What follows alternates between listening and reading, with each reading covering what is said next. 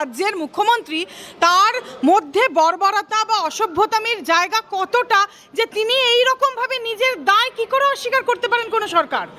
তিনি যে বলছেন যে যারা কোর্টে মামলা লড়ছে তাদের জন্য গেছে চাকরি, তাহলে যারা দুর্নীতি তারা উস্কাচ্ছে মানে তারা ঠিকটা ঠিক ভুলটাকে ভুল সেটা নিয়ে আমরা দেখুন সেই ক্ষেত্রে আইনি কোনো রকম রং না দেখে, পলিটিক্যাল পার্টির কোনো রকম রং না দেখে আইনজীবীরা মাননীয় কোর্টের কাছে উপস্থিত হয়েছেন যে আপনারা যোগ্য অযোগ্যের পার্থক্যটা করুন।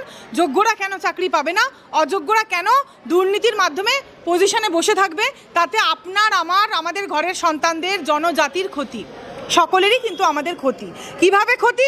কারণ তারা যোগ্য শিক্ষক শিক্ষিকা যারা হচ্ছে আমাদের বেস মানে পায়া, চারটে পায়া আমাদের সমাজের, তারা যদি এইরকমভাবে অশিক্ষিত বর্বর টাকা দিয়ে তারা কি শিক্ষা দেবে? টাকা দিয়ে যারা চাকরি গ্রহণ করেছে তারা কি শিক্ষা দেবে আমাদের ছাত্রছাত্রীদের? বাংলা হান্টের আরো খবর দেখতে নজর রাখুন। বাংলা খবর মানেই বাংলা হান্ট।